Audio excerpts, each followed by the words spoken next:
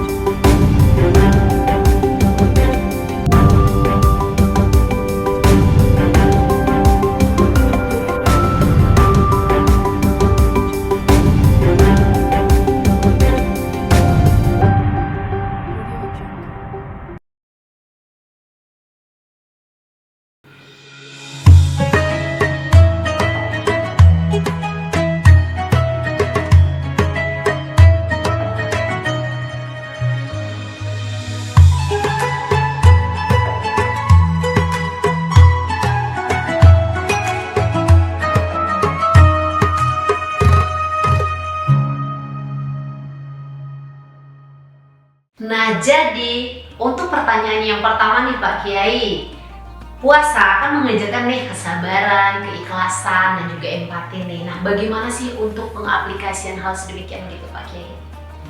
Baik, memang berpuasa itu identik dengan kesabaran.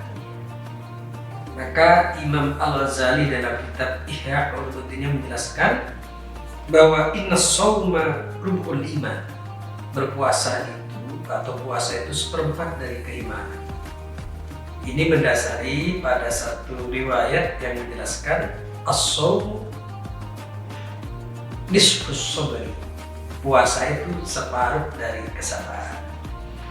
Bagaimana tidak seseorang yang setiap harinya di bulan Ramadan kalau ingin makan ini, ingin makan itu, langsung aja ambil, ya kan? Tapi ketika berpuasa jangan dulu, ditahan dulu, ya kan? Bagaimana tidak ketika di luar bulan Ramadan kadang orang yang temperamental suka marah-marah. Ketika bulan Ramadan, ketika saat berpuasa diganggu orang atau ada sesuatu yang dapat mengganggu pikiran dan syahwat kita, lalu kita bilang ini shaimun, saya sekarang sedang berpuasa. Ini artinya betul bahwa puasa itu sebagai perisai, sehingga orang yang sabar itu memiliki tempat yang tinggi di hadapan Allah Subhanahu wa taala. Innallaha ma'as-sabirin. Sesungguhnya Allah bersama orang-orang yang sabar. Dalam kajian bahasa, ketika menggunakan ma'a itu berarti dekat posisinya. Ma'as-sabirin, sesungguhnya Allah bersama orang-orang yang sabar. Ma'as-sabirin itu artinya memiliki kedekatan dengan Allah Subhanahu wa taala. Sehingga disebutkan innama yuwaffas sabiruna ajruhum bighairi hisab. Balasan bagi orang-orang yang sabar itu adalah bighairi hisab, tidak terhitung. Nabi itu yang Dzulhijjah yang memiliki kesabaran yang tinggi adalah tidak semua nabi memiliki pangkat itu. Tidak semua makhluk Allah, tidak semua manusia itu memiliki kesabaran yang tinggi. Berpuasa adalah pendidikan yang paling penting untuk menahan emosi, melatih untuk sabar. Makanya disebutkan orang yang sabar itu nanti dekat dengan Allah Subhanahu wa taala. Siapa orang yang sabar itu? Alladzina idza asabatuhum musibah. Ketika dia mendapatkan musibah, qalu inna lillahi wa inna ilaihi raji'un. Itu arti sabar yang sebenarnya. Wa basyiris sabirin, kabarkan kepada mereka yang sabar. Sabar itu ya ketika dia diberi musibah, ya kan? Dia mengatakan inna lillahi wa inna ilaihi raji'un. Dalam konteks berpuasa, ketika kita melihat kan banyak nih, terkadang jam 2, jam 3 itu kadang teman ngirim share di WA, ya. Iya, minuman, menu-menu yang enak. Enak ya. Ya Masya Allah. Nah kita jawab, ini sorry. Nah saya berpuasa, saya harus sabar. Nah cuman begini ya, para pemirsa yang dimuliakan oleh Allah Subhanahu Wa Taala, orang berpuasa itu banyak tingkatannya. Ibarat orang naik kereta itu, dia ada yang tingkatan ekonomi, ya kan? Yang penting nyampe Jakarta Malang, Jakarta Surabaya. Keretanya ya biasa-biasa, tempat duduknya bareng-bareng, ya kan? Itu yang ekonomi. Ada yang tingkat English. iya bisnis, ya kan? Bisnis ya lumayan juga karena harga juga lebih tinggi, otomatis fasilitas. Mandi. Iya, ada yang super eksekutif itu. Harganya mahal, ya kan? Otomatis fasilitasnya juga bagus. Dan orang puasa juga begitu. Ada yang puasa paling rendah. Paling rendah itu puasa ya hanya menahan haus dan lapar. Ada yang lebih tinggi, tidak sekedar menahan haus dan lapar, tapi mata berpuasa, pandangan berpuasa. Ketika berbuka puasa tidak terlalu banyak. Karena puasanya bukan puasa dendam.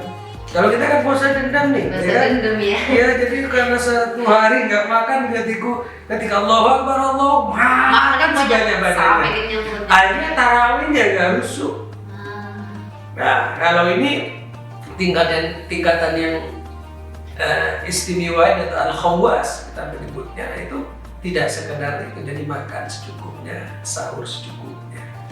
Dan yang eksekutif, puasa eksekutif ini khawasul khawas adalah puasa yang menahan haus dan lapar, tangan, mata, telinga juga berpuasa, pikiran juga berpuasa, totalitas berpuasa. Ini puasanya shaumuz siddiqin was salihin, ya. Shaumul anbiya, puasanya para nabi dan puasanya orang yang betul-betul cinta kepada Allah Subhanahu Wa Taala. Tentu kita kalau kita belum sampai ke model puasa yang eksekutif itu, minimal yang nomor 2. Jadi puasa yang bisnis tapi harganya sudah lumayan tinggi. Jadi tidak sekedar menahan haus dan lapar, tapi juga pikiran, tangan, anggota tubuh juga berpuasa. Makanya disebutkan lis-shaimi farhatan. Bagi orang yang berpuasa itu mendapatkan 2 nikmat. Ni'matun indal iftar, nikmat yang pertama ketika buka puasa, nikmat yang berikutnya indal liqa'i rabbih, ketika bertemu dengan Allah nanti di surganya. Nah, terkait hal sedemikian nih, ada yang katanya gini nih Pak Kiai, dia sabar tapi tidak ikhlas. Itu gimana tuh Pak Kiai? Sabar dan ikhlas itu 2 hal yang berbeda. Kalau ikhlas itu artinya adalah melakukan karena Allah. Itu pun ada 3 tingkatan. Tingkatannya lagi. Ikhlas itu ada 3 tingkatan. Tingkatan yang pertama itu ikhlas itu adalah orang ibadah, berpuasa karena Allah. Tidak ingin masuk surga, tidak takut ke neraka. Wah ini yang istimewa ini. Kenapa kamu puasa? Karena Allah. Pingin dapat pahala masuk surga, takut neraka enggak? Karena Allah. Wah ini ikhlas yang pertama. Ikhlas yang kedua juga karena Allah, tapi pingin dapat pahala masuk surga. Ini ikhlas ketika karyawan. Ya kerja tentu pingin dapat gaji kan gitu toh. Ada 3 yang paling rendah ikhlas itu. Ya berpuasa karena Allah, pingin masuk surga, ya pingin juga disanjung calon mertua, kira-kira begitu. Ya ini ikhlas juga, tapi ikhlas yang paling rendah. Lah sementara sabar adalah menahan diri untuk tidak marah, tidak emosi, tahu bahwa persoalan ini sebenarnya datang dari Allah Subhanahu Wa Taala. Makanya kalau kita tahu ini masalah ini datang dari Allah, maka kita harus menerima. Wa basyiris sabirin, kabarkan wahai Muhammad as-sabirin kepada orang-orang yang sabar itu. Ya orang yang sabar ketika diberi musibah mengatakan qalu inna lillahi wa inna ilaihi raji'un. Lah dalam berpuasa ini kita harus sabar. Sabar ala kulli hal harus sabar. Sabar dari menahan buka puasa terlalu banyak, biar mempersiapkan nanti tarawihnya lebih khusyuk, ya kan? Sabar pandangan berpuasa, ya kan? Artinya sabar ketika melihat sesuatu yang diharapkan, ini tidak boleh, ya kan? Tangan juga berpuasa, ini harus itu latihan-latihannya menujunya ke sana, sabar dari segala bentuk ujian selama bulan Ramadan. Dan ini bisa dilakukan di bulan Ramadan. Kalau di bulan Ramadan tidak bisa, maka insya Allah di luar Ramadan juga bisa, insya Allah. Karena sudah terlatih. Sudah terlatih. Iya, betul sekali. Nah, kalau misalnya di dalam puasa sudah mengajarkan nih kesabaran, keikhlasan, tentunya akan ada yang namanya empati nih. Kenapa? Kan di bulan suci Ramadan tentunya harus saling menolong, membantu. Apalagi kita melihat nih misalnya seperti fakir miskin. Kalau kita punya nih misalnya harta berlebih dan lain sebagainya, perlunya kita bantu. Namun terkadang nih kalau kita lihat realita nih Pak Kiai, ada banyak orang yang mungkin mengedepankan egonya. Dia membantu hanya untuk disanjung misalnya, ataupun hanya sebagai konten-konten. Di luar sana bisa lihat nih saya lagi membantu. Nah, konsep hal sedemikian bisa nggak sih diimplementasikan nih di dalam berpuasa? Karena kan katanya nih kita berpuasa akan dilipatkan ganda, ada kebaikannya juga. Nah, gimana nih Pak Kiai? Sikap empati ini memang harus dimiliki oleh setiap orang muslim. Tidak saja dalam konteks di bulan Ramadan, tapi juga di luar bulan Ramadan. Simpati, empati sesama manusia. Ada cerita yang menarik. Nah, gimana nih Pak Kiai? Ini diceritakan dalam kitab Risalatus Siyam, sebuah kitab kecil yang berbicara tentang puasa Ramadan, macam-macam puasa, termasuk fadilah di bulan Ramadan. Dulu ada kafir Majusi. Kafir Majusi itu kafir yang menyembah api gitu kan. Lalu si kafir Majusi itu non-muslim, ya, non-muslim yang Majusi itu membawa anaknya ke pasar. Namanya anak kecil ya. Anak kecil tiba-tiba di pasar dia makan seenaknya. Padahal di bulan Ramadan. Apa tindakan yang dilakukan orang tuanya itu? Fadarbah. Dia memukuli anak. Seraya mengatakan, 5, kenapa nak kamu nggak menghormati hormatan muslim fi Ramadan? Kenapa engkau tidak menghormati, tidak menampakkan mencerminkan sikap empati kepada umat Islam yang sekarang sedang berpuasa? Lah gara-gara tindakan itu, memukuli anaknya, mencubit anaknya yang makan seenaknya di siang hari bulan Ramadan. Ketika si kafir Majusi itu meninggal, tidak selang ada orang mimpi bahwa si kafir Majusi yang menurut tetangganya itu tidak beriman kepada Allah, tapi dia mendapatkan kehormatan. Ada orang yang mimpi seperti itu, lalu tanya, loh, kenapa kamu kok begitu terhormat? Bukankah engkau masa hidupnya itu non-muslim? Apa jawaban kafir Majusi? Iya, saya betul lahir dalam keadaan non-muslim, tumbuh berkembang dalam keadaan non-muslim. Saya punya anak dan menikah dalam keadaan non-muslim. Tapi suatu hari saya pernah menampakkan sikap empati saya kepada orang Islam, memukuli, mencubit anak saya yang makan di siang hari bulan Ramadan. Gara-gara itu, menjelang akhir kematian saya beriman kepada Allah Subhanahu wa Ta'ala yang mungkin tidak banyak tahu. Nah, sikap empati yang ditunjukkan oleh non-muslim kepada orang Islam di bulan Ramadan bisa menyebabkan di akhir hayatnya mendapatkan hidayah dari Allah Subhanahu wa Ta'ala. Apalagi kita yang berbagi di bulan Ramadan, berbagi zakat fitrah, berbagi zakat harta, menampakkan rasa solidaritas sesama manusia, sesama muslim. Insya Allah orang yang berpuasa di bulan Ramadan kemudian menampakkan, membagikan sebagian rezekinya yang kita miliki, insya Allah kita mati dalam keadaan husnul khatimah. Amin ya Rabbal Alamin. Masya Allah sekali, panjang sekali kajiannya ya Pak Kiai. Memang benar sekali nih, selain ikhlas, sabar, juga empati, kita juga harus berserah diri kepada Allah Subhanahu wa Ta'ala tentunya ya Pak Kiai. Nah, terima kasih banyak nih atas pemaparannya tadi Pak Kiai. Tentunya akan ada intisari lagi nih Pak Kiai, karena itu yang ditunggu-tunggu oleh pemirsa semuanya. Tapi setelah yang satu ini.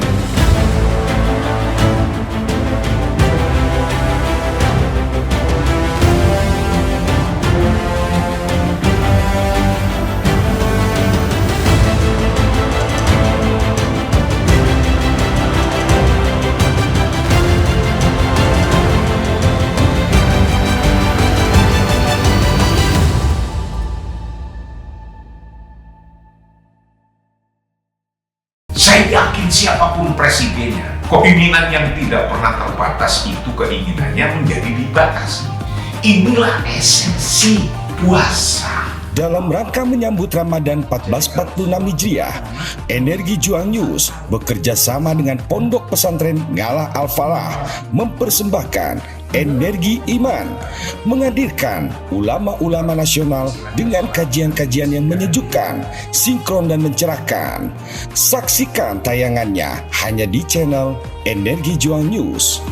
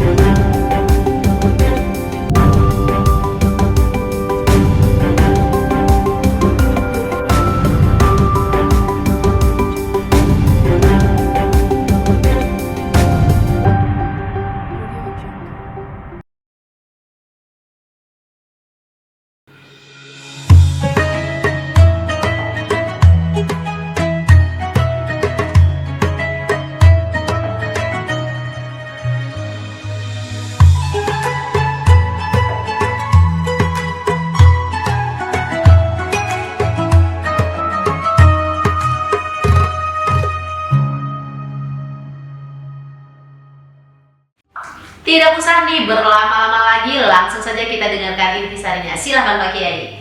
Pemirsa, energi iman yang digunakan oleh Allah Subhanahu wa Ta'ala. Ramadan ibarat sebuah sekolah, kurikulumnya banyak. Ada materi di sana. Kalau kita sekolah ada pelajaran bahasa Indonesia, bahasa Inggris, pelajaran agama, kemudian fisika dan lain sebagainya. Lah, madrasah di bulan Ramadan, sekolah di Ramadan ini materinya juga banyak. Ada bab sabar, bab ikhlas, bab tawakal, empati dan seterusnya. Nah, kalau materi itu kita kuasai selama bulan Ramadan, materi ikhlas sudah dipelajari lalu dipraktekkan. Materi sabar sudah dipelajari apa itu sabar lalu diimplementasikan. Pentingnya menunjukkan sikap empati, belajar tentang tawakal lalu kita praktekkan selama bulan Ramadan. Maka nilai-nilai materi pelajaran itu mendapatkan nilai baik, misalnya sabarnya 90, tawakalnya 85, ikhlasnya 90, maka kita lulus dari bulan Ramadan, dari madrasah Ramadan itu. Nah, kalau sudah lulus dari itu semua, maka kita menuju kemenangan Idul Fitri. Setelah menuju kemenangan, setelah kita ditempa selama bulan suci Ramadan, belajar tentang sabar, belajar tentang ikhlas, belajar tentang empati, maka kita menjadi sarjana Ramadan yang baik dengan nilai yang qablut, nilai yang istimewa, ya kan? Ketika menjadi sarjana Ramadan, maka akan kita menjadi orang yang hebat di luar bulan Ramadan. Tapi kalau kita gagal di bulan Ramadan, puasa hanya menahan haus dan lapar, sabarnya nggak dilatih, tawakalnya nggak dilatih, ikhlasnya nggak dilatih, istiqomahnya nggak dilatih. Selepas bulan Ramadan ya cuma lolos, tidak lulus. Nah, kita berharap pemirsa energi iman yang dimuliakan oleh Allah Subhanahu wa taala, madrasah Ramadan, berharap kita lulus dari belajar menahan haus dan lapar, lulus belajar empati, lulus dari pelajaran ikhlas, lulus dari pelajaran sabar, dan lulus dari materi-materi keislaman yang lain. Barangkali ini sebenarnya hakikat dari Ramadan. Mudah-mudahan kita menjadi sarjana Ramadan yang baik, ya kan? Setelah bulan Ramadan kita menjadi orang yang baik. La'allakum tattaqun. Fungsi puasa agar kita dicetak menjadi hamba-hamba Allah yang bertakwa bisa tercapai. Barangkali ini mudah-mudahan ada guna manfaatnya. Wassalamualaikum warahmatullahi wabarakatuh. Salam, terima kasih banyak nih Pak Kiai, sudah ketiga kalinya ya Pak Kiai ya hadir bersama saya nih. Tentunya semoga Pak Kiai sehat selalu. Amin. Tentunya, dan juga diberi kesehatan dan kebahagiaan, dan kita bisa bersua kembali nih dalam kajian-kajian selanjutnya. Amin. Pak Kiai ya. Dan untuk nih sahabat semuanya dimanapun kalian berada, saksikan terus, jangan dilewatkan nih acara yang begitu banyak sekali ilmu yang kalian bisa dapat, dan juga inspirasi-inspirasi yang bermakna tentunya. Bersama saya Diana Putri dalam program Energi Iman. Sebelumnya saya ada pantun nih untuk menutup.